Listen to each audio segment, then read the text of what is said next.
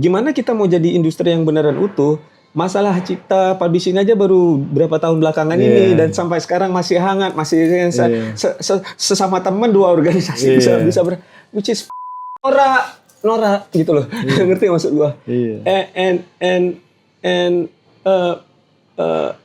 terus terang nggak, konten yang lu posting tuh menurut gua konten terajaib sekarang. Serius ya, your content is just amazing gitu ya. Gua sampai ngerasa kayak your content aja tuh sebenarnya bisa dibikin what do you call that? Not magazine, kayak newsletter ngerti maksud gua. You know, so orang subscribe ngerti maksud gua. And it's just amazing because gini loh, menurut gua ya. Ketika lu mau lu musisi atau lu di industri dalam tanda kutip whatever it is gitu, atau you're thinking about apa? Terjun ke dunia musik. Kalau lu baca kontennya Aldo, khususnya lu mulai posting kayak gitu kapan ya?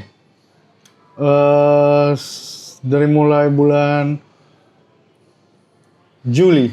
Right. So if you guys baca everything that Aldo posted dari bulan Juli sampai sekarang, lu itu bisa jadi di mata gua pegangan gitu loh untuk lu masuk ke dunia musik. To be honest, honestly, I'm not just kissing your ass, man. Ya kan, itu jadi and di situ lu bisa ngelihat segitu banyak yang masih menjadi isu. Dan a lot of times banyak orang nggak sadar bahwa salah satu dari ini mungkin secara bukan filosofi kayak tapi mirip kayak gitu. Itulah kita untuk benar menghargai dan apresiasi menghargainya itu harus diterjemahkan menjadi regulasi kebijakan sistem di industri, betul nggak? Betul. Setuju nggak? Betul, karena for me art itu 40%, 60%-nya bisnis gitu. Yes. Kalau kita masuk ke industri gitu. Yes. Jadi makanya it's really important untuk bisa tadi memahami dan mengaplikasikan blueprint yang memang sudah dijadikan term and condition di musik bisnis di dunia gitu ya.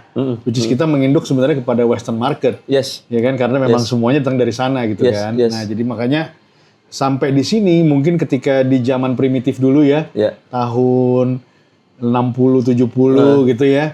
Atau 80 awal gitu, akhirnya blueprint itu dimutilasi di sini sama pedagang-pedagang musik gitu. Mutilasi. Iya kan gitu. Jadi akhirnya banyak yang tidak memahami sebenarnya dasar-dasar daripada bisnis musik tersebut gitu. Akhirnya punya pemahaman yang saling berbeda dan saling bertabrakan gitu. Yes. Jadi musisi di Jakarta memandangnya A, musisi di luar non Jakarta memandangnya B. Right. Lalu kan kita bukan cuma non Jakarta 60 km dari sini aja kayak Bogor. Yes, ya kan? Yes. Banyak kan, berapa miles away lah gitu ya. Nah, sama lagi lebih susah lagi karena literasinya nggak ada gitu. Exactly. Ya kan? Dan memang masyarakat Indonesia emang sengaja dibiarkan jadi konsumen aja. Tidak menjadi produsen gitu. Jadi memang pengkondisian. Yes, barusan mau bilang kita nggak usah ngomong konspirasi teori deh. Oh enggak. It's not a conspiracy theory. Nggak, saya It pernah. is kenyataan. Saya dulu kan di Universal Music ya. Terus saya ada conference di luar negeri. Terus saya berdua dengan salah satu petingginya Universal Music. Saya tanya, hey, kapan saya bisa kirim musik saya ke negara kamu ya? Terus dia bilang, sorry Aldo, negara lu negara ketiga. You're nothing but population. Selesai. Lu waktu dengar itu sakit hati nggak? Sedih lah.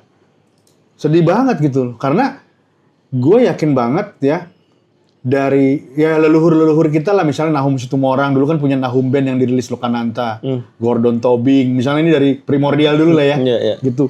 Banyak banget gitu. Sebenarnya, dan banyak musisi saat itu juga, ya kalau kita lihat almarhum Sadikin Sukra dulu, ini pernah jalan sampai Jean-Luc Ponty itu hormat sama dia gitu kan, respect Miles Davis juga gitu. Miles, yes. Iya, cuma tadi kita nggak sempet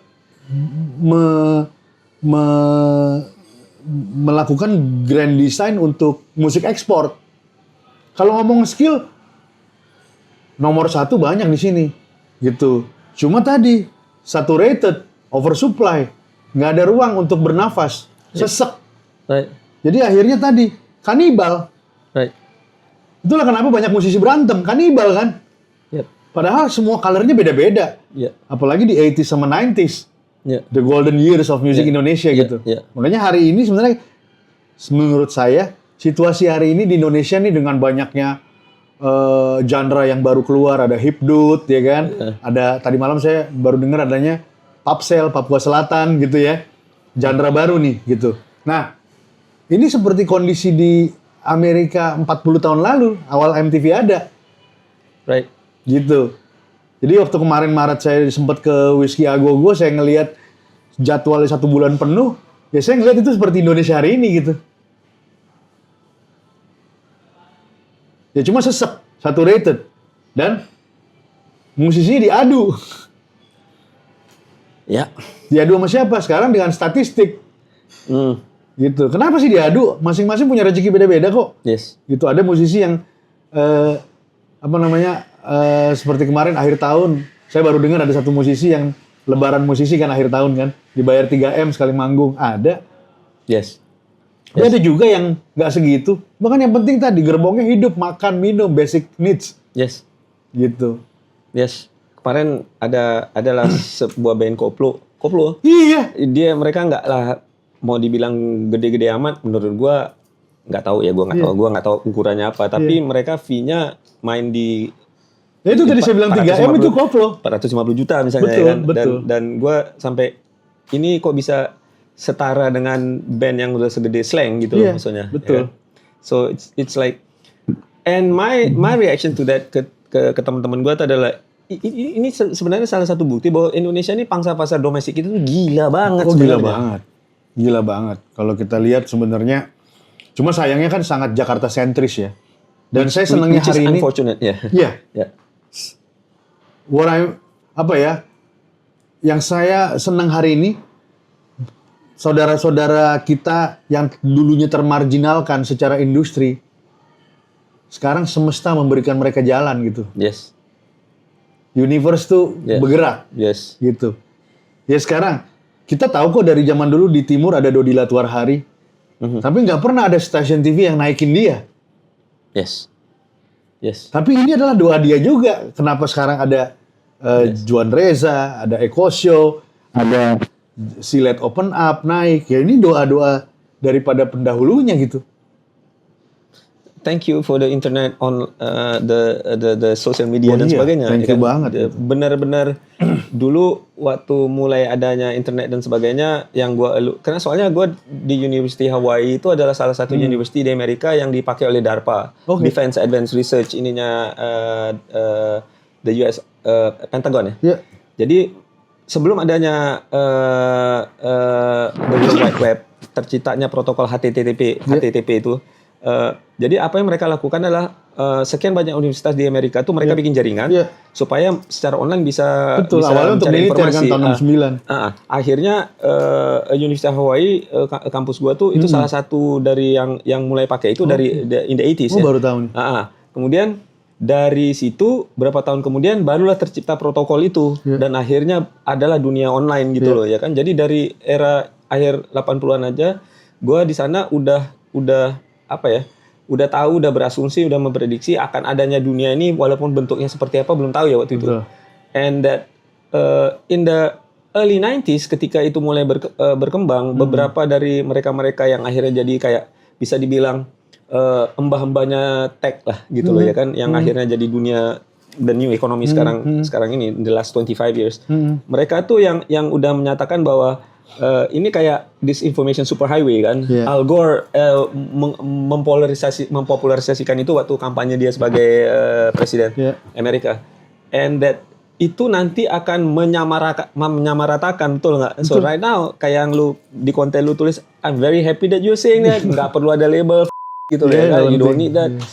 And bukan berarti, jadi intinya gini, dulu you have no choice. Yes, you have no choice. Sekarang kalau lu mau sampai silahkan. Cuma bedanya adalah gini, sebenarnya semua itu juga terjadi ada karena memang adanya visibility study juga dong di Yes. market kan gitu. Yes. Nah, kenapa saya bilang hari ini kita nggak butuh label lagi? Karena sekarang udah bukan music industry tapi artis industry Yes. era gitu. Yes. Dimana kalau dulu semua dependable-nya besar banget gitu. Jadi dulu misalnya musisi itu nggak kenal dengan media. Yeah. Karena media kan dibayar ya sama Yes. label Yes. untuk mengangkat musisi Yes. gitu. Lalu musisi nggak kenal dengan agen Yeah. karena sangat misterius gitu ya. Iya. Lalu kemudian Terpisah-pisah gitu. betul, musisi juga semua musisi mengawali karirnya seperti UMKM dengan zero money. Yeah.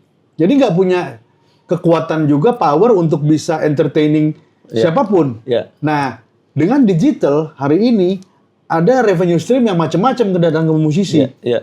Dan semua dikontrol pribadi. Yes. Ya kan, baik dari engagement, baik dari statistik, baik dari katalog gitu ya. Nah, akhirnya makanya bergeser jadi artis industri. Artis sekarang udah kenal siapapun. Sekarang misalnya seorang Ezra gitu ya, tinggal bikin press conference sendiri juga nggak perlu butuh label lagi kan. Yes. Nah, cuma dulu label sifatnya juga sebagai ya tadi salah satu yang sebenarnya saya sampaikan adalah foundationnya adalah sebenarnya capital, working capital gitu. Dulu musisi itu bekerja sama dengan label seperti bekerja sama dengan rentenir ya gitu, atau dengan Iya, dengan rentenir. Iya dong. Sebenarnya you owe them money, man. Karena dikunci kan harus 8 album. Iya, iya. Gitu, Iya, nggak boleh kemana-mana gitu. Yes. Ya kan? Nah, cuma tadi kenapa mereka bekerja sama dengan musisi gitu saat itu? Karena musisi kan dulu semua startnya dengan semua perusahaan rekaman pasti cari musisi muda lah. Yes. Kenapa? Masih bisa dibodohi gitu sama si senior kan kita aja sekarang senior gitu bisa bodohin anak kecil kok. Makanya saya bilang di musik ini perdebatannya itu atau perangnya itu cuma karena dua, satu siapa yang culas, satu siapa yang bego. Cuma dua itu. Oke. Kita di posisi yang mana nih? Mungkin dulunya kita bego, diculasin. Iya. Ya kan? Tapi sekarang bisa juga kita culas, kita begoin orang. Cuma selalu dua itu gitu. Right. Makanya semakin belabur kontraknya semakin keren di sini dulu. Iya, iya. Gitu kan. Nah, balik lagi tadi yang dibutuhkan adalah sebenarnya kenapa saya bilang label So Yesterday karena sekarang artis industri. Bukan music industry lagi gitu. Saya kebetulan selalu bekerja dengan banyak perusahaan dunia ya gitu. Nah, di perusahaan salah satu One RPM namanya 2 tahun lalu saya bekerja ini di head office-nya di Nashville. Top 10 artisnya itu semua independent artis. Right. Nggak ada by label. Right. Right. Dan mereka sudah financing themselves. Right. Sampai ke legacy strateginya. Right. Gitu. Artinya, nah cuma kenapa mereka masih bekerja sama dengan second party gitu. Karena tadi, mereka memang tidak invest di teknologi.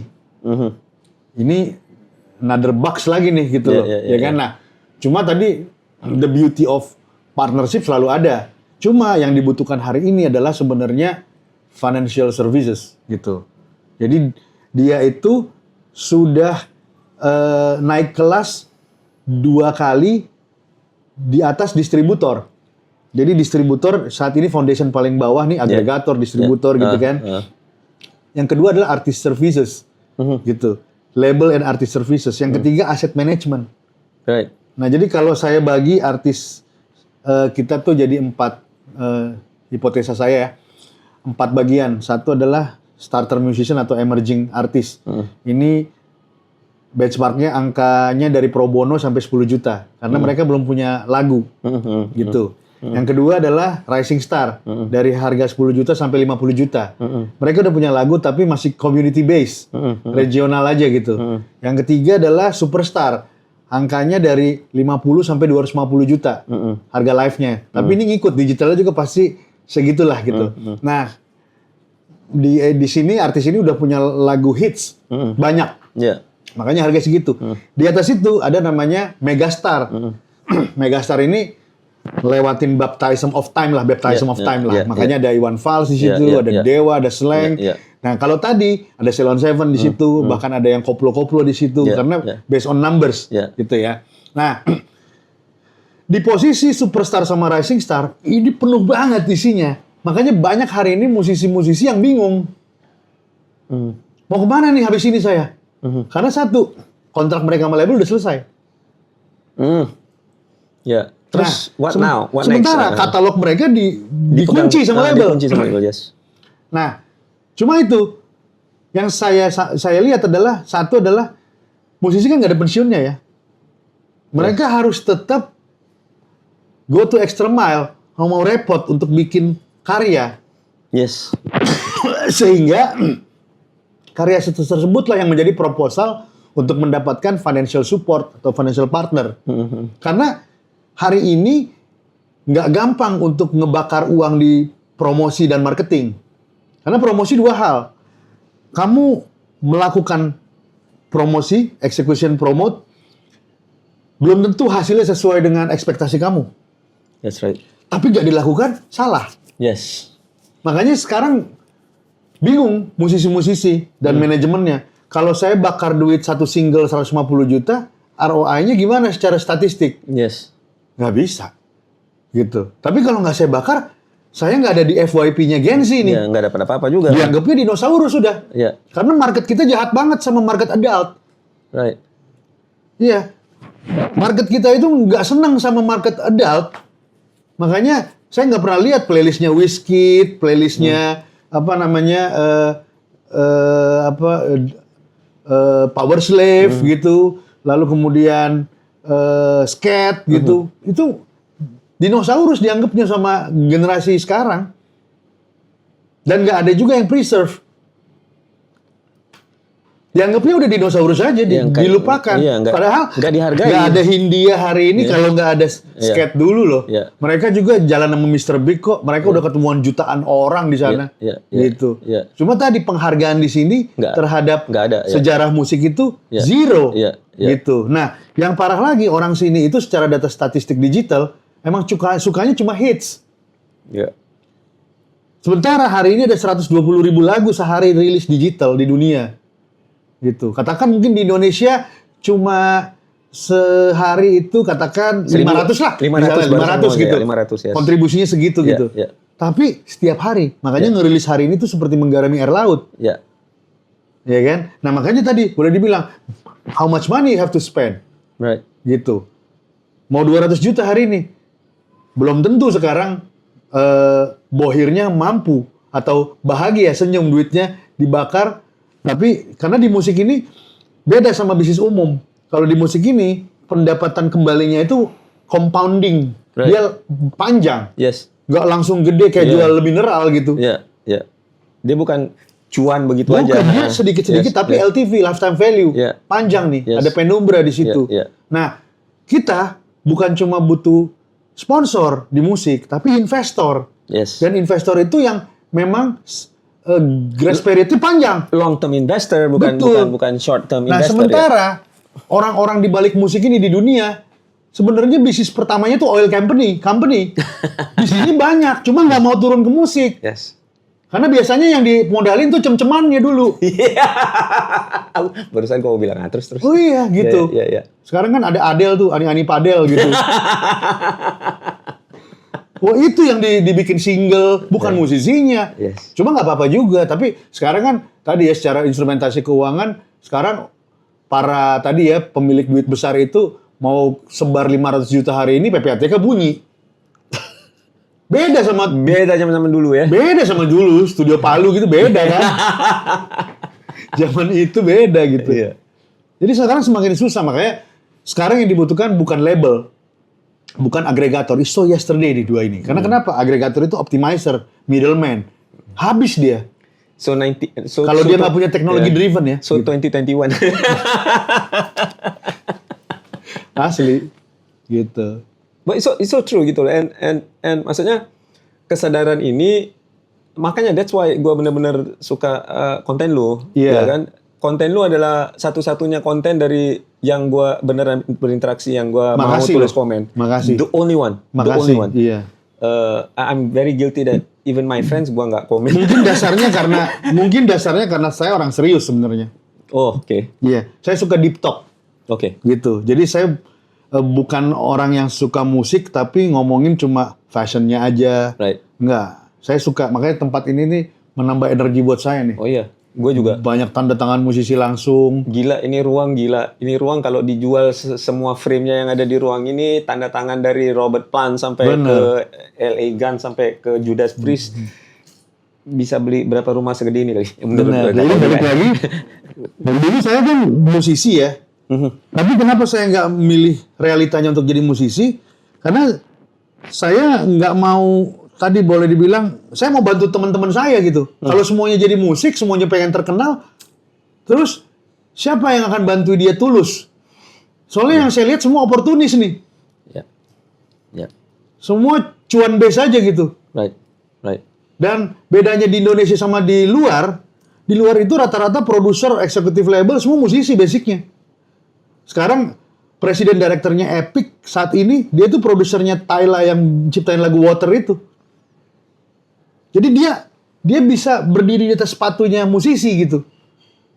Dia bukan cuma kalkulator aja. Iya kan? Iya, kayak ini nyindir semua ininya major label kita zaman dulu. Kalkulator semua. Major label itu sebenarnya nggak ada. Iya, nggak, maksudnya yang dianggap major label lokal di sini. Bukan. Sebenarnya contoh ya, karena saya pernah di Universal, Universal, Warner dan Sony Music itu bukan label. Itu adalah marketing and distribution company. I know. Iya kan? Labelnya di bawah-bawahnya tuh Geffen, Island, Maverick, siapa semua gitu. Emang ya tadi emang dua hal ini emang harus berjalan bersama, bisnis musik and music production gitu. Music production alat ukurnya metronom, beat, hati. Di musik bisnis alat ukurnya kalkulator. Emang nggak nyambung nih. Ya kan, misalnya Ezra seorang gitaris kawakan ya, Kaliber. Misalnya saya bikin single, Ezra bantuin dong di lagu gua. Pasti dengan senang hati dong. Oke dok, kapan aja? Terus saya tanya berapa? Plus hancur tuh hati tuh. Bukan nggak bisa menghargai dirinya ya. You know how to value yourself kan. Tapi value proposition itu metronom dasarnya. Makanya memang musisi itu memang harus punya orang musik bisnis. Nggak boleh juga punya manajer aja. Manajer yang suruh cari job nggak boleh. Karena itu rata-rata manager. Friend tapi manager. Jadi dia nggak punya business acumen gitu. Betul. Sementara manajer kata dasarnya manage. You manage me gitu kan. You manage my future. Future bisnisnya apa dari saya? Kalau cuma tiap hari ngerokok, nggak dulu itu kan manajer lu bilang kan, itu masih mending manajer. Biasanya job seeker. Asli. Buy and sell aja ya. Iya. Kira-kira ini tukang dagang apa gimana gitu loh. Gue dulu. Makanya ini yang seru kalau di hip hop ya, ngebedain perjalanan antara Vanilla Ice sama Snoop Dogg. Ya. Snoop Dogg itu punya empire bisnis banyak banget. Sampai ke kripto juga ada, kemana juga ada. Gila. Vanilla Ice sampai hari ini cuma punya Ice Baby. Tahu nggak, Vanilla Ice itu udah jadi real estate agent? Iya. Kenapa tau gak? Real estate agent. Ya karena tadi nggak dibisnisin asetnya. Yes. Gitu. Karena musik ini kan intangible ya. Tapi harus dibuat jadi tangible produknya gitu. Dia ngilang gitu aja. Padahal dia sebenarnya kalau enggak, dia sebelum ada Eminem. Iya, betul. Way before Eminem. Betul. Ice Baby. Iya, roll 'em up gitu kan. Deng. Dan lucunya kasusnya dia, kalau intermezzo dikit, kasusnya dia itu mirip kayak kasusnya si siapa namanya, Drake atau siapa yang Lamar Drake. Yang dimasalahin sama orang kena ngambil sampling kan gitu loh. Kan dulu kan kacau banget sampai karirnya dia hancur tuh. Vanilla Ice. Sementara itu dilakukan sekarang tapi mereka ini aman-aman aja karirnya gitu ya kan. Apa bedanya Vanilla Ice sama Drake and sama all these guys gitu. That's what they've been doing gitu loh, you know. Tapi kalau di sana, kalau kita bicara industrinya yang udah dalam tanda kutip matang gitu loh. You have all these components sehingga kita nggak usah ngomong masalah tuntut-menuntut. Nah, pokoknya adalah lu bisa ngebangun sebuah road map yang gimana ya? Ada acuan tertentu yang if you know how to do it, ataupun lu bertapak atau berdapak di situ, you can build and sustain something gitu loh. Ya, aturan main ada. Nggak selamanya juga Western market itu Western player bagus. Yes. Karena di setiap negara tuh pasti ada produser jahat, musisi jahat. Exactly. Selalu ada yang jahat lah, IO jahat. Itu pasti. Tapi tadi secara advokasi hukum, mereka juga bagus sekali gitu. Yes. Artinya mereka juga udah punya song forensik di sana.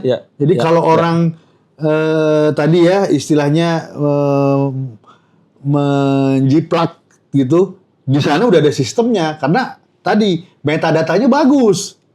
Gitu. Dan that's one of the talking about this ya, kita bicara industry system, the business kalau tertata. For example ya, contohnya kayak Joe Satriani dengan Coldplay pernah ada masalah karena if you listen to the song sebelah-sebelahan, you gonna say iya emang. So it's very clear gitu loh, bisa jadi gitarisnya Coldplay itu terinfluence secara nggak sengaja, terinspirasi mengapakan melodi lagunya dan akhirnya jadi lagu Coldplay, ngerti kan maksud gua? And they settle out of court. Dia settle. Kita nggak tahu berapa dibayar Satriani, bisa ratusan ribu dolar, bisa jutaan juga. Betul. Because Coldplay is huge kan gitu loh ya kan. But whatever it is gitu loh, itu bisa. Jadi ini bukan masalah jahat ya orang sana tuntut nuntut. No. This is business, this is system regulation yang mana hukum itu kalau nggak bisa kita tegakkan, nggak ada, percuma ada hukum, percuma ada regulasi.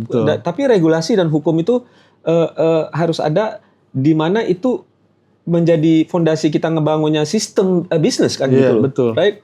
And kita di sini the musicians here don't understand what that is really actually gitu. Betul. You know what I mean? That's why apa yang lu lakukan itu menurut gua super important gitu. Dan gua seneng lu what's the word for it? Lu mulai ngejalanin your classes, your seminars. Tomorrow I have class. Songwriting workshop dengan Ade Govinda. Right. And itu gue berharap, karena I've been waiting for that. Dalam hal ini gue menunggu ada orang kayak lu gitu loh. Kalau misalnya nanya kenapa enggak, gue ngerasa kapasitas gue situ ya. Emang ada yang mau dengar kalau gue ngomong, nobody listen to me. Gitu. Enggak sih, sekarang tuh sebenarnya gini.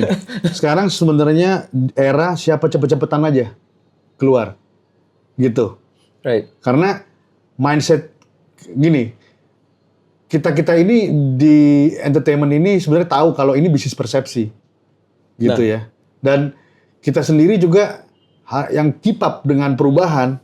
Memang kita tahu bahwa kita nggak harus jadi Gen Z, tapi hari ini kita lagi hidup di zaman Gen Z, gitu kan? Right. Jadi melihat sesuatu tuh sebenarnya udah nggak bisa lagi. Misalnya kayak gini, saya sempat singgung ya.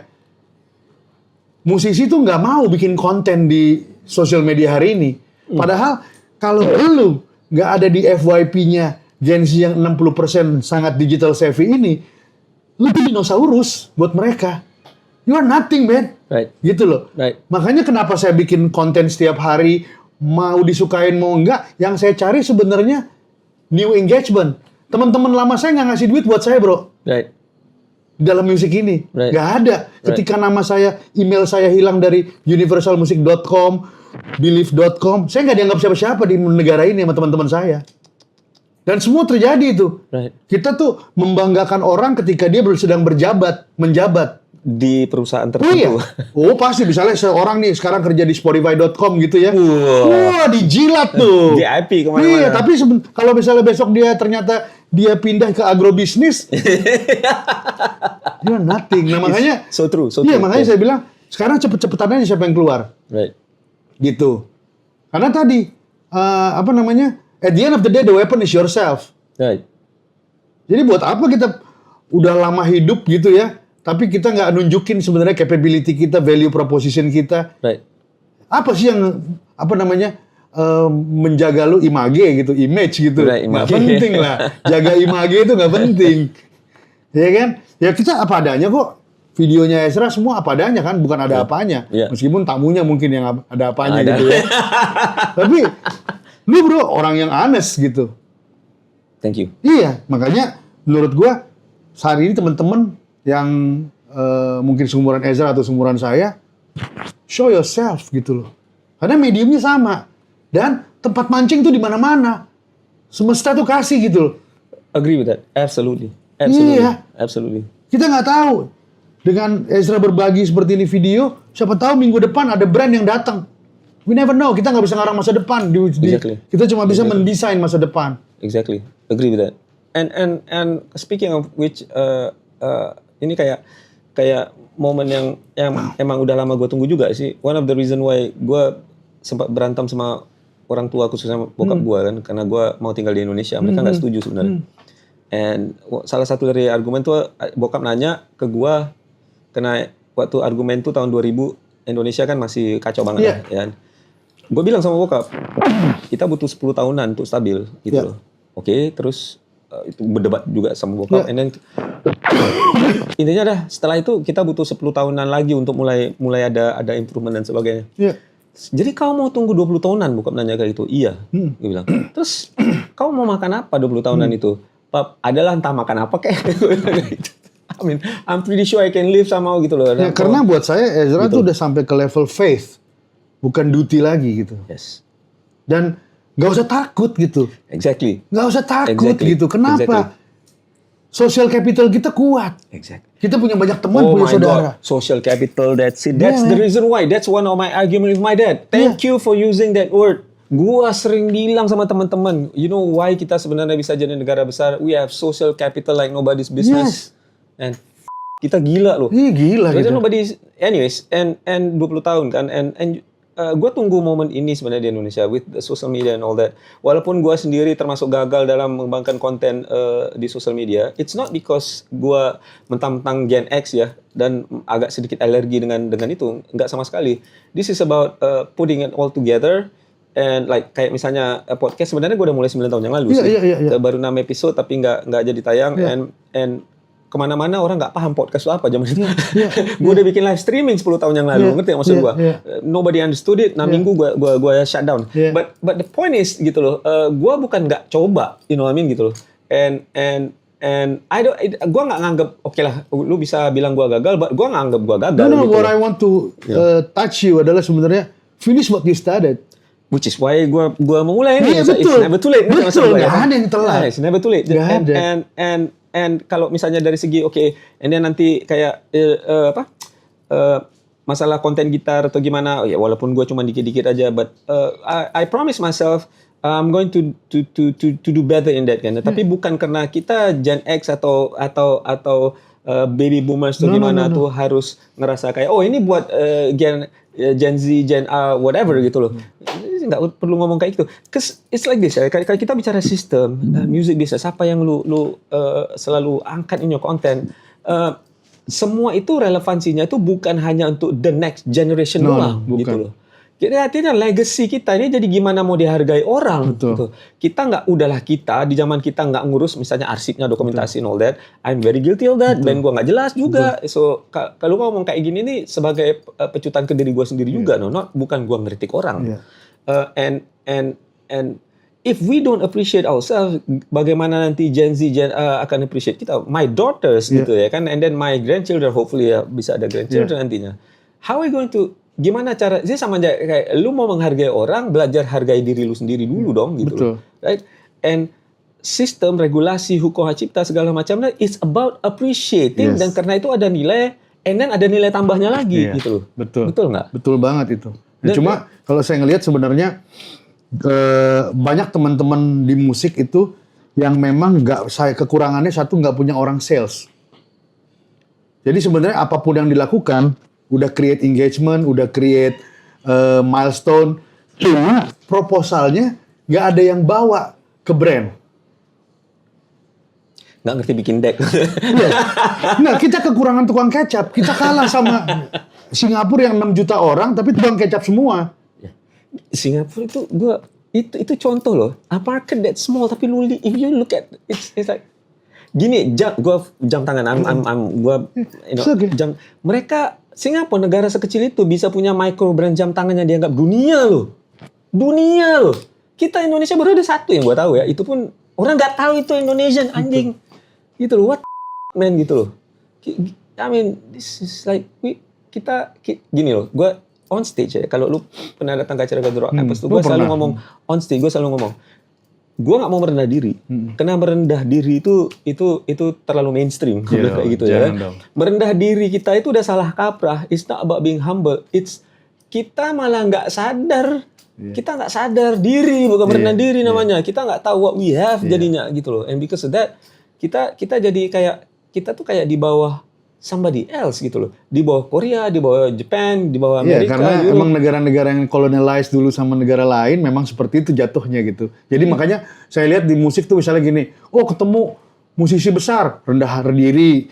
Ketemu orang S2, rendah diri. No need, man, gitu loh. Kita setara gitu, sama. Sama aku makan di warteg kok. Berak juga. Iya gitu. Berak pasti bau. Iya. Jadi sebenarnya karena tadi merasa rendah diri itu, makanya saya selalu bilang sama teman-teman, Aldo, lu kayaknya pinter banget, lu sekolah di mana sih? Enggak, lawan bicara gue adalah sekolah gue. Oh dalam, that's deep. That's very deep. Iya kan? Dan kalau ditanya, lo itu hebat banget? Enggak, gue 0%, Allah 100%. Oh wow. Oh man. Jelas dong. That's right, man. Nggak ada apa-apanya kita kok. Yes, that's Malam right. ini juga bisa dicabut. That's right. Mau lu hebat banget tuh dapat AMI Award, dapat Grammy Award. Nothing, bullshit itu semua. That's Gitu. right. That's right. That's right. That's Yang right. paling penting kan dijaga hablum minan nasnya, hablum minan Allahnya udah pastilah sendiri-sendiri masing-masing. Yes. Gitu. Yes. Dan gue selalu menangis untuk itu gitu. Gimana sih keluarga, semua musisi tuh keluar 3 langkah dari rumah tuh buat perang, buat ekonomi keluarganya gitu. Yes. Lo harus pikirin satu butir nasi buat keluarganya gitu. Nah cuma mentalitas di Indonesia, brand ini, gini orang-orang yang kerja di brand ini kan orang sombong semua. 1 tahun mereka udah siap blueprintnya. Udah digaji 13 bulan. Yes. Tapi mereka nggak buka mata hatinya gitu. Mereka cuma pikirin profit and loss. Kalau di gua nggak ada profit and love. That's PNL, real PNL. Anjing gini. Iya dong. Iya lah. Iya kan? Jangan cuma profit lo pikirin, love juga. That's the main, the foundation of everything gitu. Yeah. Actually, speaking of that, gua jalanin rock campus, kan jadi it's like a routine gig, acara live show yang rutin ya. Udah 165 episode, lebih dari 800-an band performances, tanpa sponsors, tanpa investor, ya kan, modal gua doang gitu, modal biji, man. I mean seriously man. Gua Saatnya dong di scale up. Yes. Iya dong. Nah, Tenang. sorry. Banyak orang Indonesia. Tenang. Sorry, saya bentar deh. Ini seru banget. Banyak orang Indonesia yang nggak punya startup mindset. Right. Gitu. Dia bangun semuanya, terus dianggapnya holy grail banget gitu loh. Ini sakral banget, ini gua banget nih. Padahal enggak, men. Lo udah punya semua milestone, portfolio, saatnya buat scale up. Yes. Nah, sorry. Iya. Tenang, gue nggak ada masalah itu. Okay. I know you. Gue nggak ada masalah itu. I know you. Iya. Jadi ini kalau speaking of that, itu ada, kalau gue cerita terlalu panjang. Pokoknya ada beberapa kejadian yang akhirnya mau scale up-nya nggak jadi. Okay. Kalau misalnya orang lain mungkin udah lama nyerah kali, ya kan? Kalau gue kan endurance-nya udah ini ya, habis ya. Ada nyerah, ngapain nyerah apaan sih gitu. Because music is you. Iya. So itu bukan masalah nyerah apa enggak. Dia sama aja kayak misalnya nyetir mobil salah belok, masa terus lu pulang gitu. Ya kan lu nyari dong supaya sampai walaupun telat tapi nyampe ke destinasi dan tujuan. Nah, mirip kayak gitulah di kacamata gua. But anyways, waktu gua mau mulai, sebelum gua mulai itu ada 2-3 tahun yang gua memang jalanin acara, ya kan? Jadi director atau apa bla bla bla. And gue merasa bahwa omongan semua teman-teman atau paradigma perspektif di industri bahwa tanpa sponsor live show, live music itu nggak bisa jalan, kayaknya itu nggak benar menurut gue. Tapi gue nggak mau asal ngomong begitu aja ya kan. Sebelumnya gue bukan asal ngomong ya, gue mencapaikan pendapat gue selalu di kickback sama even my friends. Bukannya mereka setuju atau nggak sama gue, tapi mereka berusaha menekan kenyataan di Indonesia kayak gini, Zra. Jadi kalau kenyataan itu salah, kita terima gitu aja maksudnya. Gue nggak bisa terima. Cuman ya gue harus coba dulu sebelum gue belak-belakan bilang sama orang nggak mungkin atau nggak gitu. Tapi gue buktinya mana, Zra? Right? So setelah udah berapa kali gue jalanin, and salah satu acara kecil gue namanya Rise of the Underdogs, gitu ya kan. Gue jalanin 2-3 kali. And I think yang kedua apa yang ketiga adalah sebuah sponsor rokok mau masuk. Bukan karena gue ajukan proposal, ya kan? Nggak tahu dia dengar dari mana, ngobrol-ngobrol, flyer udah naik nih, tinggal I think 5 hari lagi atau 6 hari lagi, dia mau masuk, budget cuma sekian, nah gua nggak enak sama temen-temen gitu loh, ngerti nggak maksud gua, yang mendukung, dan ini ada band yang punya nama juga, and kalau cuma segitu, gua bagi cuma berapa, gua paling nggak mau adalah ada yang curiga, jangan-jangan di Kemek sama Ezra, Karena itu sering terjadi gitu loh. Anak band, anak musisi, apalagi lu udah lama berjalan tuh udah tahu itu seringkali salah satu dari kejahatannya promoter sama I.O. Oh iya betul. Right? Harusnya dibayar 10 juta, 6 juta dikemek sama dia, 4 juta dikasih ke bandnya, sorry ya cuman segini. So gua tahu itu sangat sensitif, gua nggak mau teman gua sendiri ada deh kecurigaan, even a little bit gua nggak mau. Betul. Right? So jadi gua tolak dengan baik-baik loh. Gua tolak dengan baik-baik, kayaknya kita belum jodoh mas, nggak enak, udah naik flyer segala macam. Gua ngomongnya baik-baik ya. Kayaknya entah orangnya baper atau apa nggak tahu lah. Dia ngomong dikit, tapi poin terakhirnya dia tuh, tanpa kami lu nggak bakal bisa jalan lagi bro. Anjing, seorang Ezra Simanjuntak digituin sama sponsor, babi gitu, ngerti maksud gue? Ya itu. Tapi gue nggak mau marah atau gimana, karena gue ngerasa kalah gue kalau gue marah. Ngerti maksud? Jadi gue bilang, gue belum buktiin apa-apa, jadi nggak usah banyak ngomong dulu. Jadi gue bilang, oh gitu ya mas ya, oke bisa jadi gue nggak bisa jalan lagi. Kita lihat aja gimana. Kita kan cuma belum jodoh aja kok. Gue bukan nolak lu karena nggak mau sebenarnya. Tapi ya udah nggak apa-apa, thank you banget atas opportunity-nya. Nah setelah itu gue mikirin, gue masih nggak bisa terima gitu loh. And that's the reason why the next year itu gue bikin The Rock Campus. Nah sekarang gue udah jalan lebih dari 165 episode, udah 10 tahun. Tanpa sponsor sama investor, the first 20 episode, 30 episode aja gue bilang sama teman-teman gue atau siapa aja yang mau mendengar, gue bilang, lu kalau ngomong lagi bahwa tanpa sponsor nggak bisa jalan, gue udah buktiin. Jangan ada mentalitas kayak gitu dong gitu loh. Kalau kita bicara sistem atau gimana, acara yang ada sponsor dan gimananya itu dibutuhkan. Yang nggak ada sponsornya juga harusnya kita punya opsi ini jalan semuanya. Jangan cuman ini doang dan ini aja yang dianggap benar, yang lain-lainnya dianggap kayak cuman kayak acara community driven yang amatiran yang asal-asalan, ngerti maksud gua? 15 yang band yang main saweran misalnya, atau entah ada siapa yang punya duit gitu loh bikin acara 15 band main terlalu banyak, satu, kedua ancur-ancuran, kedua rundown nggak ada yang benar, semuanya mulainya telat, jam 3 pagi baru kelar, sound ancur. Venue mana yang mau terima acara kayak gitu terus-terusan gitu loh. Udah omsetnya seberapa sih dapat pada hari itu, 100-200 yang datang, yang jajan cuma 10 orang atau 20 orang. Jadi itu nggak ditata dengan jadi yang kayak gitu, gigs yang kayak gitu kita butuhkan. Tapi yang lebih profesional atau semi profesional dibutuhkan juga. Pasti. We need all this gitu loh, right? Karena itu adalah akar rumputnya dan tanda kutip kalau mau bangun industri, right? Betul. So kalau orang nggak ada yang percaya itu bisa dijalankan, nobody's doing it. Dia sama kayak yang lo bilang. Nobody's doing it. You have to do it. What you doing right now? I don't see anybody else doing it. Gitu, ngerti maksud gue ya? Karena di kreatif itu just ignore everybody aja sih. Exactly. So ketika lu udah menjalankannya, it doesn't matter what happen, whether gue bisa scale up atau enggak. Sebenarnya The Rock Campus ini, oke, sekarang gue ngomong terbuka aja. Mimpinya gue, sejak gue tinggal di Indonesia 25 years ago, itu adalah untuk bisa ngebangun, it's a lifestyle platform with rock music at the heart of it, right? Because it's not just art, it's a passion, hobi juga, ekspresi jati diri, identity, right? And kalau itu belum bisa gue bangun, kalau gue belum ada dananya atau belum ada investor Indonesia yang paham sebenarnya segede apa bisnisnya gitu loh. Ya minimalnya gue menyumbang untuk grassroots-nya. Gue bikin acara kecil apa adanya, modal biji doang, 800 band performances itu 100 lebih nama besar Indonesia udah main loh, gitu loh. And bukan masalah mau membanggakan itu, bukan, ngebuktiin gitu loh. Kita anak band kalau kita support each other, we can do something gitu loh. Dan ini bukan gigs nggak jelas doang gitu loh. Ini adalah salah satu nunjukin bahwa we can build this because venue yang mempromosikan dan mensupport original music nggak ada di Indonesia, man, gitu loh. So somebody has to do. Oke, kalau ini nggak ada, gue sempat punya bar ya, tapi baru tutup pas pandemi. Ya udah, somebody has to ngejalanan gigsnya dulu, ya, like what you doing right now. I don't know if kalau sekolah musik di sini SI atau gimana, ada nggak sih kursus kayak lu? Ada kan, dulu di SI musik bisnis head pertama gue. Nah, oke. Nah, Gitu. kalau ada, itu kan if you go to school Betul. intinya. Right? Ngerti maksudnya? Kita nggak bisa cuman ada in school doang. Nggak bisa gitu loh. We need somebody like you. Ngerti maksud gue? Makanya in anything yang kita lakuin, yang paling utama kita harus siapkan itu adalah alasannya. Right. Kayak tadi, when you told me about Rock Campus, saya ngelihatnya itu sebagai inkubasi sebenarnya. Right. Bukan cuma sebagai gigs. Tadi di bawah saya sama PI saya ngobrol. Makanya balik lagi, itulah pentingnya kita butuh mindset lain di luar dari players ini gitu. Nah cuma tadi kan yang saya bilang awal, rata-rata orang brand itu memang sombong.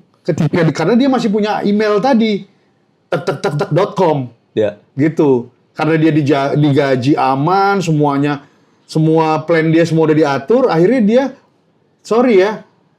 underestimating the power gitu. Rock Campus buat saya itu bukan potensi lagi, udah kekuatan sebenarnya.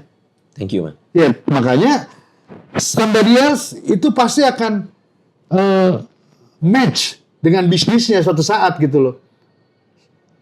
Ya, selama tadi ada kertas yang diputar ke orang lain. Yep. Gitu. Got it. Betul. Karena kenapa? Itu harus di-pivot di-scale up, di-pivot ke hal-hal yang tadi ya, yang produktif gitu. Karena saya ngelihat bahwa itu bukan nice to have gitu loh. Ya. Ya kan? Nggak gampang ngumpulin orang. Ngumpulin musisi kan sombong-sombong ya. Ya. Iya, sombong-sombong musisi gitu. Iya kan? Yes. Nah, nggak gampang ngebawa. Bukan jadi bikin event tuh kita susah cari penonton. Itu hal kedua. Ngumpulin musisinya nggak gampang gitu. Orang yang tahu pikirannya cuma dia sama Tuhan. Temennya aja nggak tahu. Iya kan? Iya, iya. Maksud sombong bukan dalam artian Iya. negatif ya, Iya, gitu. iya. Artinya unik gitu. Ya, bukan arrogance ya. Bukan Iya, gitu. iya, iya. Nah, makanya tadi saya bilang Ezra punya social capital. Hubungan Habluminanasnya dengan musisi itu bagus banget gitu loh. Ya tinggal tadi orang yang berpikir smart. Saya bisa apa ya? Sebenarnya kan semua cuma bicara matematika aja nantinya gitu. Artinya, oke, kekuatan ini bisa dipakai sama apa ya buat saya. Bahkan BUMN ini aja bodoh-bodoh gitu. Kalau saya jadi orang Danantara, saya taruh duit ke situ. Loh iya dong. Kalau ada orang kayak lu di situ, iya kan. Nggak ada. Gitu. Cuma itulah kenapa kita di musik bisnis itu penting government relation. Yes. Dari dulu sampai sekarang pemerintahan kita emang nggak suka sama musik. Yep. Nggak disupport abis-abisan kok. Ya. Gitu tahun 59 dulu presiden ngelarang lagu ngak-ngik-ngok. Zaman Pak Soeharto dibuka akhirnya ada Tanamur. Loh iya kan? Dulu kan band-band nama barat juga diganti gitu. Makanya jadi Sabta Nada, jadi apa nada. Kan sempat begitu. Maksudnya apaan sih gitu. Kita nggak punya Route 66 kayak Route 66 seperti Amerika soalnya. Yang lurus aja pikir. Itu belok-belok gitu. Ganti pemerintahan, ganti lagi plannya. Semua pengen kelihatan jadi hebat gitu. Nah, I want to challenge pemerintahan sekarang nih. Masih ada 4 tahun nih, bos. Right. What you gonna do, man? Iya dong. Right. Bisa nggak nih? Kira-kira menurut lu bisa nggak? Nggak bisa. Nggak bisa. Nggak bisa. Same mindset atau gimana? Bukan, karena tadi ya menurut saya sekarang kita musik kita menginduk di mana ya? Gitu. Satu, kalau kita menginduk di secara copyright sama hak cipta, oke, Kemenkum. Secara event, Kemenpar. Lalu kemudian secara back katalog atau sejarah, Kemenkebut. Secara pendidikan, Diknas. Nah, nggak ada one single authority, satu pintu yang ngurus kita. Ekraf misalnya gitu kan. Bingung gini. Jadi semua masing-masing apa ya, cari panggung gitu. Kayak misalnya kayak lagu slang itu biar kompleks ya kan. Ya, I mean for real man, that's what it is gitu loh. Kalau bisa dibikin complicated, bisa ribet, kenapa dibikin simple kan gitu. Betul. Ya kan? Karena kita terlalu pintar kali harus ribet. Kalau makanya nggak betul. Menurut saya tetap kita kan ya kita tinggal di sini, KTP kita Indonesia tetaplah gitu loh. Kita merah putih warnanya jelas gitu kan. Nah, tapi tadi posisinya doa kita adalah ya Allah berikanlah dubes-dubes ini siap jadi maklar kita buat musik buat dunia nih. Kimchi rasanya nggak enak kan? Nggak enak. Tapi di seluruh dunia jadi ada harganya mahal. Padahal gak enak menurut gue. Kenapa? Ya. Karena tadi. Kalau lu pada suka, iya. Buat gue gak enak lah itu. Buat gue gak enak juga. Tapi bisa ada harganya dikomersialisasi. Yes. Jadi consumer product ya. Karena tadi di engineering. Iya. Social engineering. Iya. Tony Blair dulu pernah ngomong satu masa zaman pemimpinan dia. Pendapatan industri musik Inggris mengalahkan industri baja. Gue yakin banget. Gue punya nih screenshot dari kan kita baru 2026 ya. Happy New Year anyway. Happy gitu New Year, kan. man. Cuma di India barusan ngeluarin statistik. Right. 1 tahun full track download dia kejual berapa? Streaming mereka berapa bilion? Jelas statistiknya. Yes. Nah di sini, Yes. suruh mimpi tiap hari kita, nebak-nebak ya kan? Berapa lagu yang dipublishingkan? Berapa live band? Top 10, top 3 misalnya yang create uang di sini secara live tuh siapa? Di India loh. Mereka bisa transparan. Ya kan? Yes. Ya makanya di industri musik kita tuh mandul. Kita cuma punya industri bajakan sama industri bintang. Gitu. Semua orang pengen terkenal gitu. Tapi nggak memikirkan tadi legacy strateginya. Nggak memikirkan sebenarnya adik-adik di sebelumnya gitu. Dan adik-adik juga emang kurang ajar semua nih. Mereka dibawa nih sama yang senior-senior featuring. Biar seniornya bisa masuk Gen Z. Tapi yang Gen Z nggak mau undang senior. Ya. Sementara kalau yang di luar sana, yang di barat, kayak Taylor Swift ngundang siapa, kayak Lah kemarin naik lagi nama senior-seniornya itu. betul, kemarin rock and roll fame Ray barengan sama Cyndi Lauper. So, gimana nih Gen Z sama Gen A? Ya makanya kemarin waktu kasus LMKN juga kan, yang kemarin Migacoan dan yang lain-lain yang teriak kan generasi 80, 90, 2000. Yang Gen Z saya nggak ngeliat. Ini apatis nih. Tapi pengen nikmatin. I think they confused. Bukan, mereka generasi pandemi soalnya. Makanya mereka di IG-nya aja punya berapa akun. Mereka terbiasa dibully. Terbiasa membuli. Jadi ketika yang senior-senior udah keluar nih, mereka acuh tak acuh gitu. Dan ini saya buktiin langsung kok. Zaman dulu Studio Musika, ketika kita ngelihat musisi senior datang, semua musisi yang belum senior juga salam tangan. Sekarang enggak loh. Siapa lu siapa gua, padahal lu tahu ini musisi senior. Adabnya hilang. Gitu. Jadi semua bikin blog sendiri gitu. So, padahal kita hidup di era yang seharusnya nggak perlu harus ada generational gap kayak gitu ya. Oh iya, cuma karena digital juga membuat orang jadi berubah gitu ya. Maksudnya polarisasinya semakin berasa. Betul. Karena buat mereka yang relevan di FYP mereka, itulah yang relevan buat mereka. Kalau nggak ada, mereka nggak tahu. Bodoh amat. Bodoh amat. Ezra nih menurut saya terhadap Gen Z masih relevan karena muncul mulu kan, gitu. Meskipun dia 3 detik dia skip ya gitu. Ya nggak apa-apa. Oh nggak apa-apa, nggak apa-apa banget. Gitu. Manusia di Indonesia 278 juta kok. Gitu. Ya maksudnya ini apa ya bahasanya? Bukan maksudnya disayangkan sih sebenarnya. Maksudnya ini yang buat gua kalau kita bicara yang kita bahas ini itu it's almost tragic, you know, I mean, di satu sisi, you know. Menyedihkan kok itu. You know, it's like WTF gitu loh. What the going on gitu loh. Betul. Apa sih bahasanya ya? Jadi apakah harus jadi tren dulu in America, in Europe and in Japan atau K-pop gitu loh baru lu ikut itu gitu loh. Ngerti nggak maksud gua? Harus begitu ya gitu loh. Juga ada like harus di Spotify dulu atau di top 10 gitu. Iya. Nah makanya gue punya nih pemikiran jahat tapi baik ya. Jahat tapi gimana tuh? Ya misalnya gini, coba kita ukur nih top 30 musisi paling banyak punya terbesar di Spotify cabut di barengan nih. Goyang nih. Pembelajaran tuh. Oh. You mean ada apa nggak di Indonesia yang mau kayak gitu? Ya itu dia. Dari zaman RBT aja nggak ada yang mau barengan demo di Sudirman. Iya. Dulu gue berharapkan zaman RBT tuh musisi demo di Sudirman dong. Iya. Gitu. Oke. Tapi kan nggak ada deh kayaknya. Nggak ada karena yang punya katalog banyak kan duitnya lebih banyak dapat. Karena awalnya RBT kan rezeki bantuan Tuhan. Iya. Baru setelah itu jadi rezeki bantuan tangan. Iya. Goblok banget tuh zaman itu tuh asli beneran. Iya. Sementara tahun 80 RBT zaman Peacock dibilangnya ribet artinya.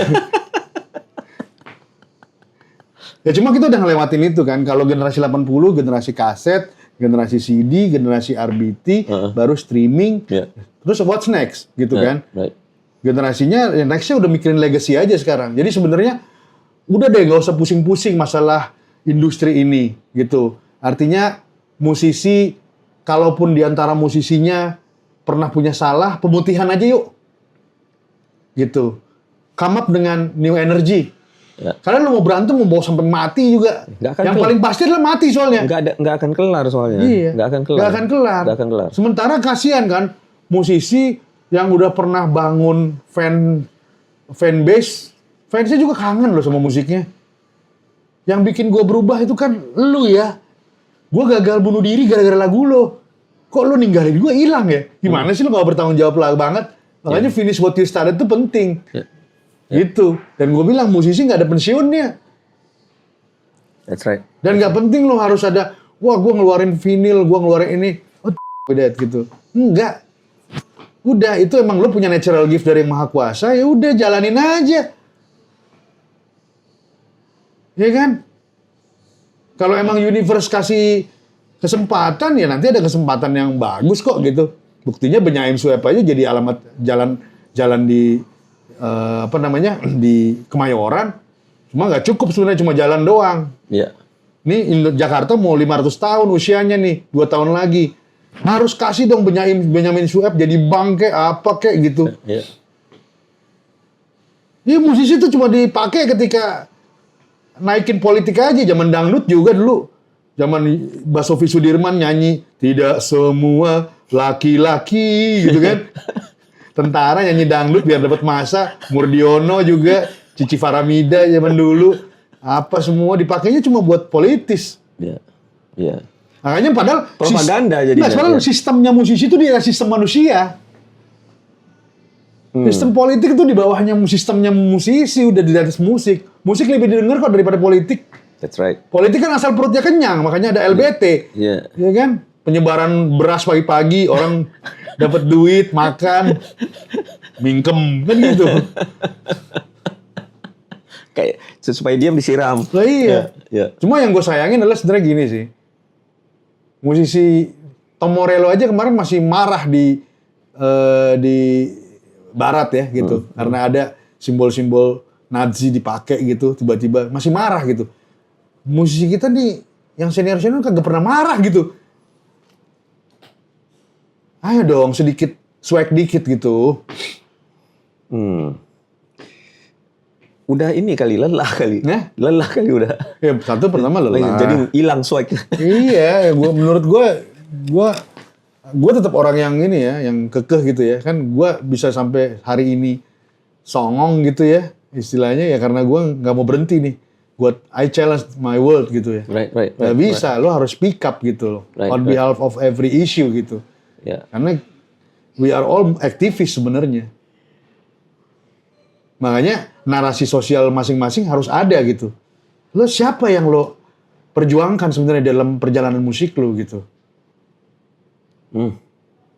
Karena gue ngopi bareng Tom Morello di Jalan Jak sampai pagi. Gue ngomongin tentang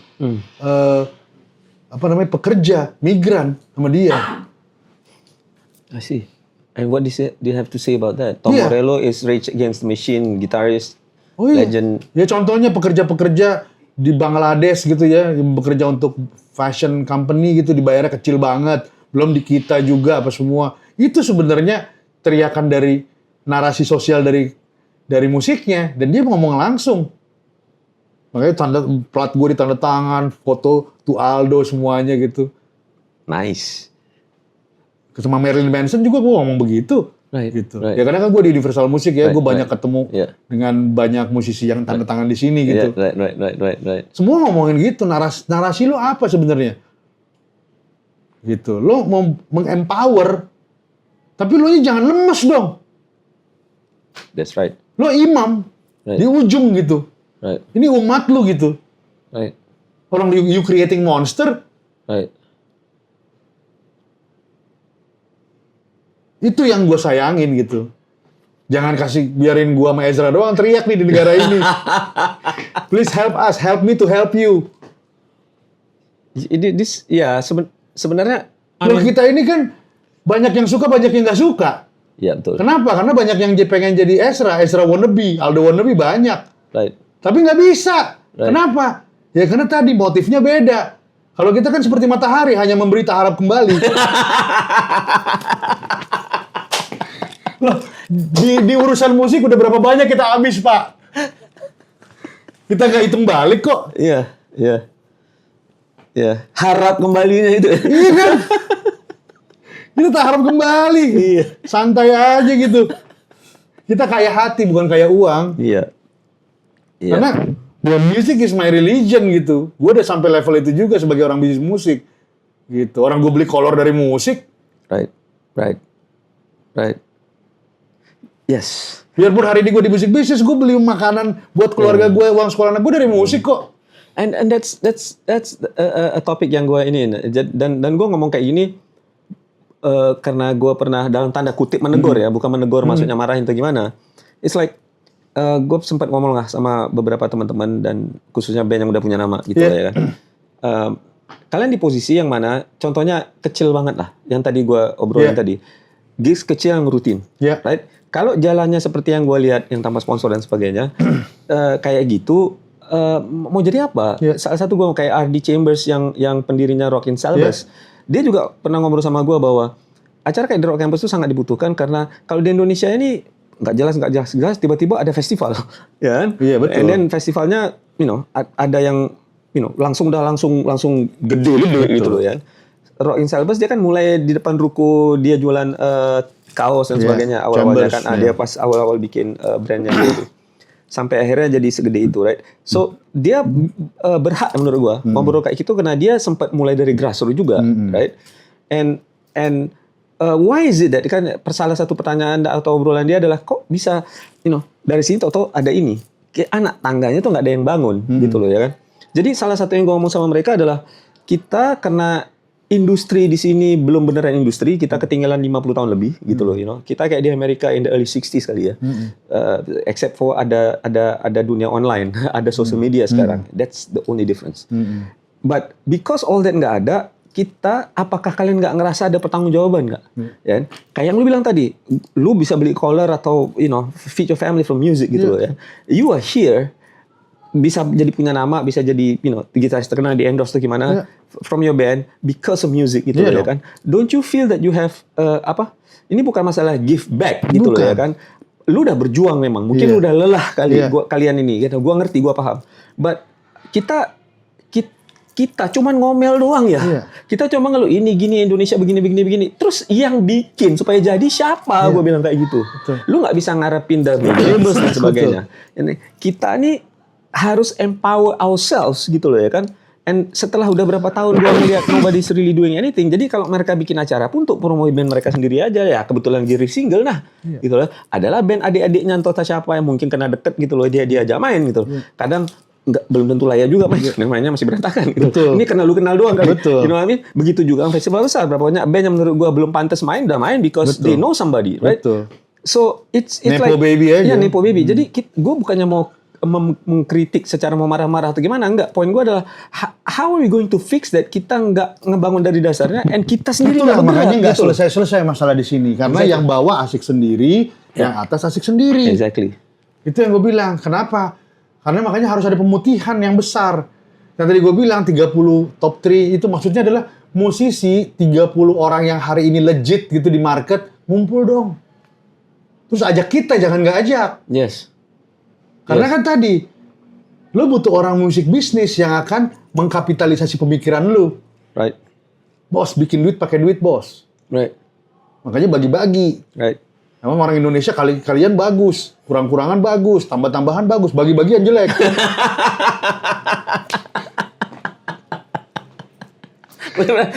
Kalau division gue gagal. Karena udah fraction. Gagal gue imaginary number gitu. Iya kan, makanya tadi boleh dibilang legasinya jadi prematur gitu loh, banyak nama besar. Gue cukup takut di hari ini nih. Dengan superstar tadi yang gue bilang ya, yang angkanya 50 sampai 250 juta hari ini sekali live event gitu ya. Tapi kosong isinya. Dan mereka besar semua karena TV. Yeah. Di zaman dulu loh. Exactly. Yang naik karena digital nih pure yang rising nih. Yeah. All of them, man. Iya, dan ini udah maghrib nih. All of them. Iya. All of them. Jadi mereka benar-benar harus di engineering kalau mau panjang. So jadi sebenarnya it's like gue ngelihatnya kembali ke yang tadi, like, you gotta do something, whatever it is. Yeah. Kayak dalam hal gue ini bukan mau sok-sokan apa kan. Gue ngomong negor teman-teman kayak gitu sekian tahun, nobody's really doing anything. Akhirnya gue tanya ke diri sendiri, gue sendiri, kalau lu ke diri gue sendiri, Zra, kalau lu kayak gitu, lu sama aja dong kayak teman-teman kita dan sebagainya. Sekali lagi bukan menyalahkan, gue nggak bilang gue hebat atau gue siapa-siapa, enggak. Tapi kalau gue sendiri nggak berbuat, apa bedanya gue dengan maksudnya pandangan gue itu ya. Oh iya dong. Jadi makanya gue jalanin Rock Campus dan acara-acara gue yang lain, karena dalam pikiran gue start small, you know, tanpa apa, gue mau ngomong modal biji, modal dengkul itu beneran ya, bukan merendah gue. Gue bukan orang yang merendah, sorry gue sombong, maaf ya. Harus. So, but again, intinya bukan masalah berjibaku doang kan, orang sering berjibaku tapi cuma setahun doang. Ya kan, setelah itu kelar gitu. Karena gini, the first time you started, banyak juga orang yang nyumpahin kalau bisa minggu depan mati nih pergerakannya, movementnya. Banyak. Banyak. And it's same thing gitu loh. Kita nggak usah ngomong itu ya. Kayak misalnya gue dengan, you know, di gitar atau gimana. Ya gue selalu ngomong gue gitaris berwawasan sempit karena emang gue berwawasan sempit. And gue hobi yang serius karena memang cuma hobi. Gue nggak nganggap gue di musik itu karir. Actually, I don't have a career in music. I don't have a job. Gitu. Gue pengangguran, happy gitu. But again, sekali lagi, it's my passion, it's my identity gitu loh ya kan. It's not just about giving back. It's about doing something yang buat gua sebagai Ezra it's worth the fight gitu loh ya kan. Kalau if you really love it, are you going to fight for it atau cuman fighting supaya ada penghasilan doang gitu. Berkarya yang rilis supaya viral, supaya FYP dan sebagainya, or are we going to build something? It doesn't matter. If there is any legacy yang orang ingat, gue nggak peduli kalau gue nanti kapan mati besok atau lusa, moga-moga nggak ya. And nobody remembers the Rock Campus, nobody gives shit about the Rock Campus. I don't care gitu maksud gue. Because that's not the fight is not about bahwa supaya nama gue dipuji, enggak sama sekali. At the same time, apa namanya? Kita harus, jadi kayak gue main gitar, gue banyak di celah-celah dibilang tai atau banyak orang kok gitu loh, you know what I mean? And kalau misalnya gue mau langsung meredup atau sembunyi because of that gitu loh ya kan, gue udah berhenti main gitar 20 tahun yang lalu kali gitu loh, you know? But who cares man gitu loh? At the end of the day gitu loh, kita ketika mulai melangkah di music, kalau orang tua lu mendukung, at least lu ada dukungan orang tua. Kalau orang tua lu nggak mendukung, sebelum lu punya fans, siapa yang dukung lu? Teman-teman lu kali, maksud gue ya kan. Dan sebelum teman-teman lu dukung lu yang bergerak sendiri, lu melangkah kan. Otherwise lu nggak akan jadi apapun gitu loh, right? That's what I'm talking about. We need to get that first step going. Dan nggak peduli orang kayak yang lu bilang, you know, orang mengkritik lu. Misalnya gini ya, gue juga ngebayangin gitu, lu bikin konten sekeren itu menurut gue kan, gue, you know, I don't know gitu loh. I'm pretty sure there is going to be a lot of people, including some of my friends, I don't know gitu loh, yang ngebaca itu yang ngerasa lu sok kali lu ngerilis kayak gitu. Kenapa sebenarnya? Bukan karena yang Aldo bikin nggak keren, bukan karena yang Aldo bikin nggak benar. Justru karena betul banget. Dia ngerasa kayak ditampar. Dia ngerasa kayak, oh shit, gue ini dong, goblok dong gue. Ngerti yang maksud gue? Right? Whenever you say the truth about something, there are gonna be a lot of people yang merasa entah kenapa gesekannya kurang kena ke dia, karena dia ngerasa kayak dia yang dikritik soalnya. Ini salah satu dari nasihat Boron ke gue. Betul. Jadi makanya itu karena POV-nya aja yang salah gitu. Exactly. Karena sebenarnya yang gue lakukan tadi, gue pasang badan seperti ini. Karena positioning gue teman baiknya musisi, teman baiknya orang musik. Gue nggak pernah punya pikiran jelek sama orang musik, gitu. Nggak ada yang pernah gue tipu musisi, gitu kan. Nah cuma satu hal adalah bahwa ada orang-orang yang memang sudah selesai dengan hidupnya. Makanya tadi gue bilang Ezra itu udah sampai level faith, gitu, ya kan. Gue di musik, alhamdulillah, wasyukurilah, gue udah pernah di semua level di musik bisnis ini gitu. dari musisi. Dulu gue satu band sama Dik doang, gue masuk TV mulu kok dulu gitu kan. Nice. Kurang apa gitu. Right. Gue pencipta kok, Alena ada lagunya buat gue gitu. Masih kecil, Edi Silitonga besar di rumah gue sama bapak gue gitu. Iya kan? I didn't know that. Iya, terus bilang gue jurnalis musik di majalah Aneka dulu. Oh, really? Oh iya, tahun 94 sampai 99 gue di majalah Aneka.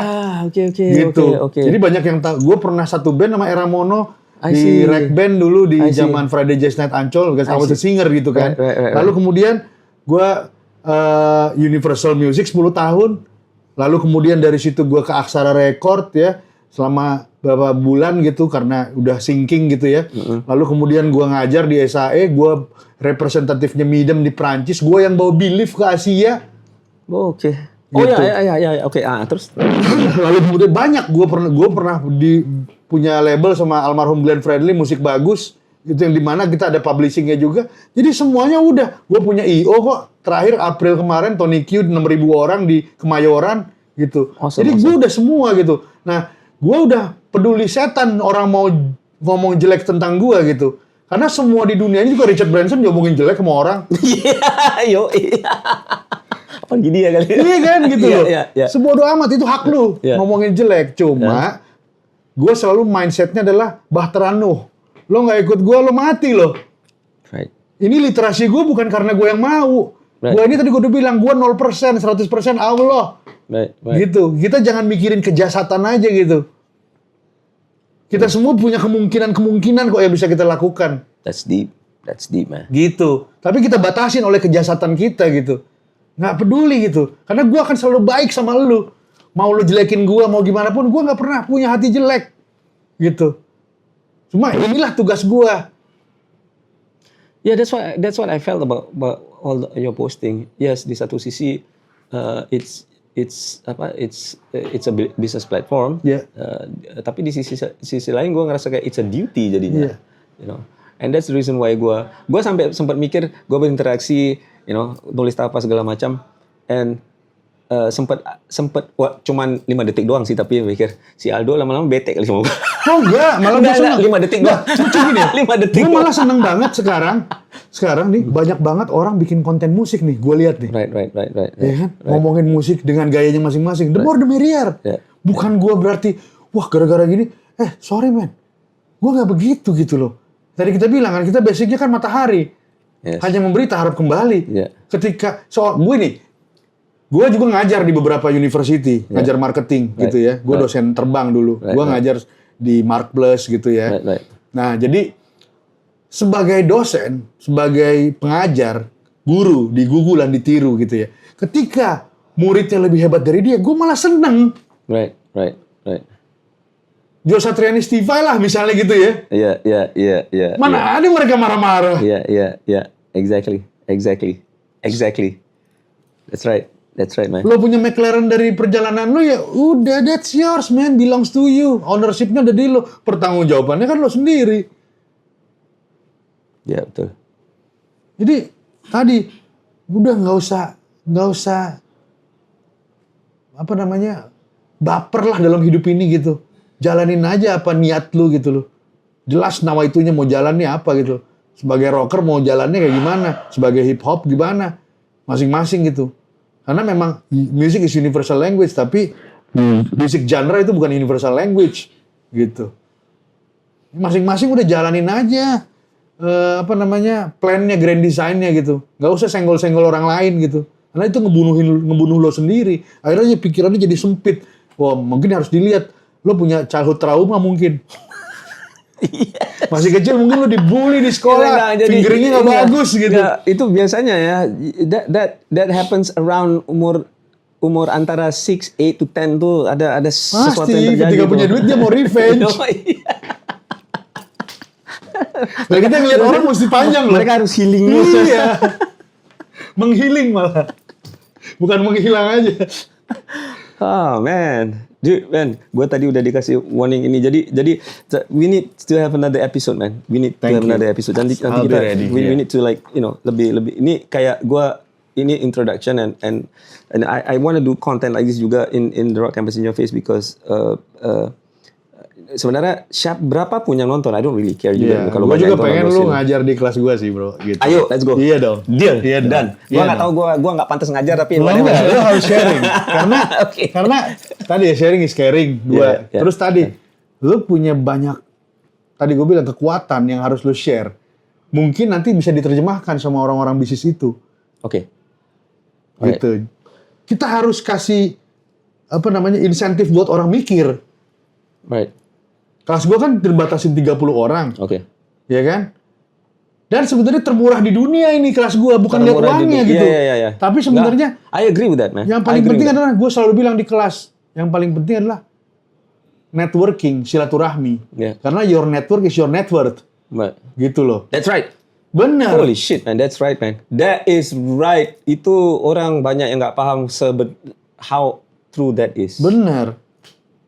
Orang nggak paham how true that is.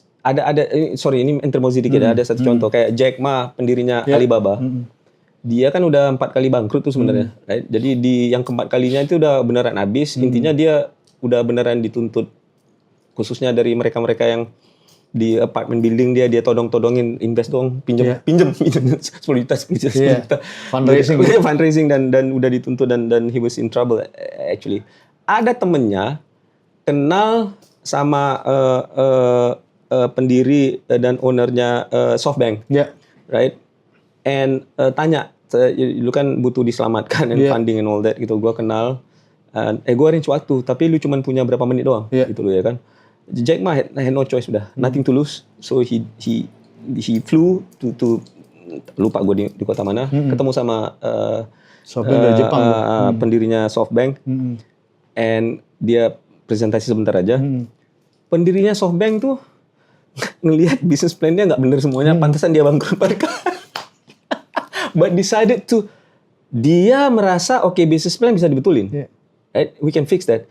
Orangnya yang dia lihat. Betul, karena he put 200 million US dollars. Gila, karena investor satu butuh orang yang ambisius. Yes, dia ngeliat orangnya bukan bisnis plan-nya. Betul. Dia nggak tahu kalau di Indonesia ada yang kayak gitu ya, but he put 200 million US ada dollars. dipakai underlying ini tapi laundry uang. But the thing is that terlepas dari apapun, and because of that akhirnya dibetulin dan jadi Alibaba. But he's sempat jadi the richest man in cuma China itulah manusia. Tapi networknya kalau nggak karena temennya kenal sama dia, network. Cuma satu juga. Ini manusia nih. Manusia itu pegang uang di tangan sama belum di tangan beda. Untung Jack Ma-nya bener. Makanya Jack Ma-nya sekarang di shutdown kan? Iya. Nggak boleh muncul karena tadi greedy. Iya. China itu nggak boleh ngelihat orang lebih kaya dari negaranya. Iya. Kita harus tahu kapan kita kenyang sama kapan kita berhenti nih. Iya. Kalau nggak jadi lelucon nih. Iya. Sekali lagi tapi, kalau tanpa networking, ya itu tadi balik lagi ke situ. Alibaba udah lama 15 tahun yang lalu udah nggak ada. It's gone. Your net worth berangkatnya dari the people that in your relationship that you bangun, the trust that you. Dan ini yang gue bilang sama teman-teman, bos gitu ya. Misalnya kayak tadi band-band yang superstar.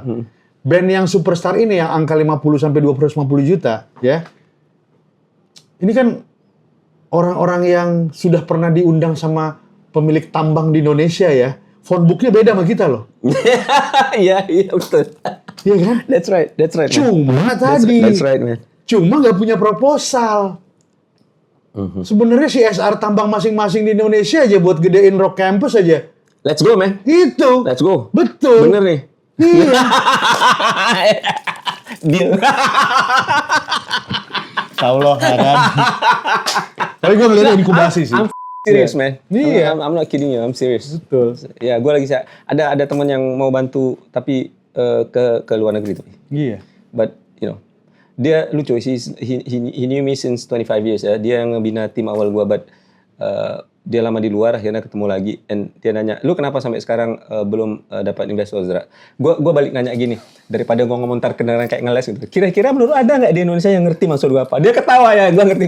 Nggak ada kayaknya itu. Betul, cuma kan kita global citizen ya, yang ngerti kita mungkin di negara lain. Ya, but again, gua belum nyerah itu. Iya, gua belum jangan nyerah dong. Gua bukan nggak percaya. Bukan nggak percaya di Indonesia nggak ada. I think maybe it's just let's say bisa jadi sekarang kalau gue melakukan itu ada yang udah kebuka pikirannya gitu. Kita nggak tahu. Cuma gini, Ya. cita-cita adalah mimpi dengan deadline.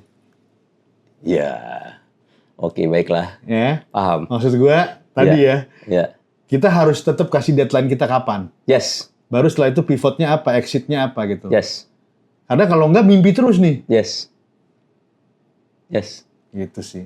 yes, paham. My man, we should do this again. Gue thank you banget. Oh, I'm Gue thank you honored. banget. Gue thank you I'm banget. honored.